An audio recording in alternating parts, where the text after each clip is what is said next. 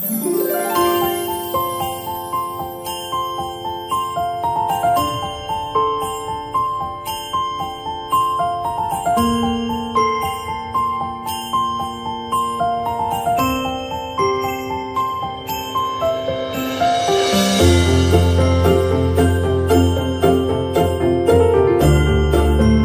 मित्रांनो, मी नितीन जयकांत जाधव आपल्या सर्व श्रोत्यांचे माझ्या शब्दरंजन या यूट्यूब चॅनलवर सहर्ष स्वागत करतो। पुन्हा एकदा आलो आहे आपल्यासाठी एक नवीन कथा घेऊन, ज्या कथेचं नाव आहे दगडांचा वर्षाव। मित्रांनो, ही जी कथा आहे ती मी ऐकली आहे आणि ती कथा आपल्यापर्यंत घेऊन आलो आहे। ही कथा आहे कोकणातल्या एका खेड्यातली। सविताबाई नावाच्या बाई फार कष्टाने एका गावात राहत होत्या। त्यांनी मोठ्या प्रयत्नांनी आणि मोठ्या कष्टांनी एक सुंदरसं छानसं घर गावी बनवलं होतं आणि तिथे सुखाने आणि शांततेत नांदत होत्या। तिथे त्यांची वस्ती 15 ते 20 घरांची होती। घरं एकामेकापासून लांब, गाव जंगलाच्या मधोमध, जंगलाने वेढलेलं। संध्याकाळी 7 वाजले की एकदम निर्जन शांतता पसरायची, जो तो आपापल्या घरात, कोणताही आवाज नाही की गोंगाट नाही। तर अशा सविताबाई आपल्या घरात शांतपणे राहत होत्या, सुखाने राहत होत्या।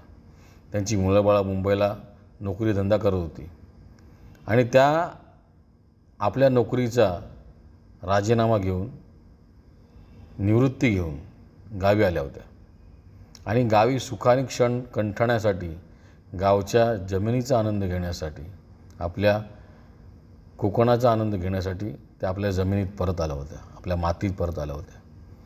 सगळं सुखाने चाललं होतं आणि अचानक त्यांना हळूहळू काही अनुभव यायला लागले। जेव्हा त्या रात्री झोपायच्या तर कोणतरी दगड फेकतं आहे असं त्यांना जाणवायचं। त्यांना वाटलं की भास असावेत किंवा माकडं आहेत ती जात असतील म्हणून असं होत असेल आणि हे सगळं हळूहळू वाढत गेलं। 1-2 म्हणत पडणाऱ्या दगडी पण 1-2 म्हणत पडणारे दगड आता दगडांच्या वर्षावात बदलले होते आणि सकाळी दरवाजा उघडून पाहिल्यावर दारात दगडांचा ढीग दिसत होता। मागून दगडी घरावर येतील असं मागे कोणाचंच घर नव्हतं आणि एवढ्या अंधारात आपल्या घरावर कोणी दगडी मारावं अशी कोणाला गरजही नव्हती, कारण त्या ठिकाणी त्यांचं कोणीच शत्रू नव्हतं। हळूहळू त्या दगडांच्या जागी वरतून घसरत येण्याचा आवाज वाढत गेला, त्यानंतर किंचाळण्याचा आवाज वाढू लागला।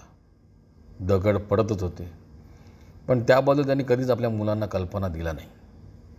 त्या जगत राहिल्या आणि तोंड देत राहिल्या, पण डगमगल्या नाहीत, घाबरल्या नाहीत।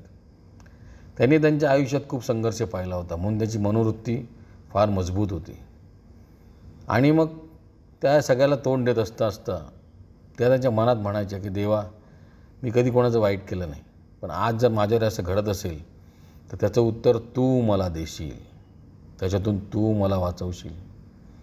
अशाच त्या काही कामानिमित्त मुंबईला आपल्या मुलांकडे त्यांच्या घरी गेल्या होत्या। तो दिवस त्या कधीच विसरू शकत नव्हत्या।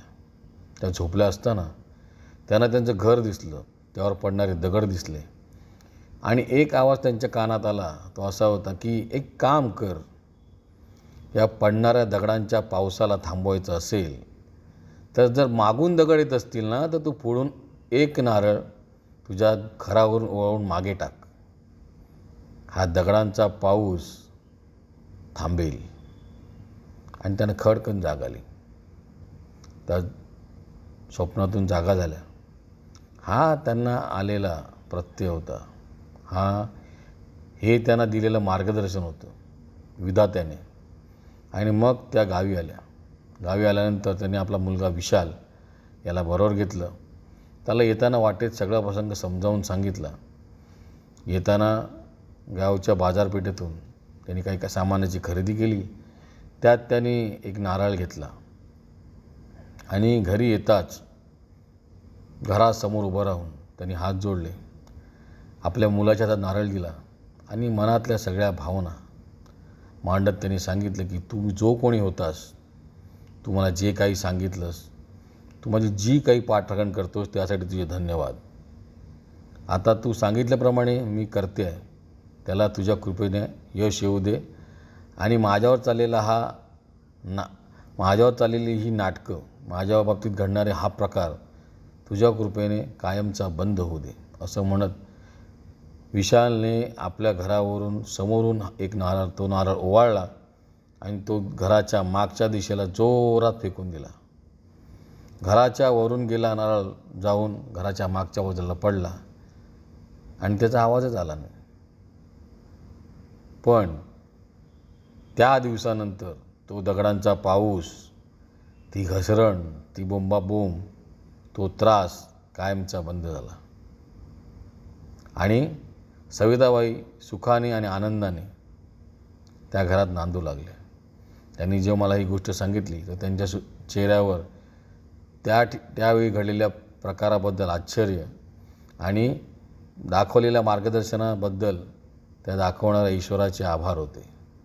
तर मित्रांनो, अशी ही कथा दगडांचा पाऊस इथे समाप्त होते. आपल्याला ही कथा कशी वाटली ते मला कमेंट करून कळवा आणि आपल्याला जर ही कथा आवडली असेल तर कथेला लाईक करा आणि माझ्या चॅनलवर जर नवीन असाल तर माझ्या चॅनलला सबस्क्राईब करा. धन्यवाद.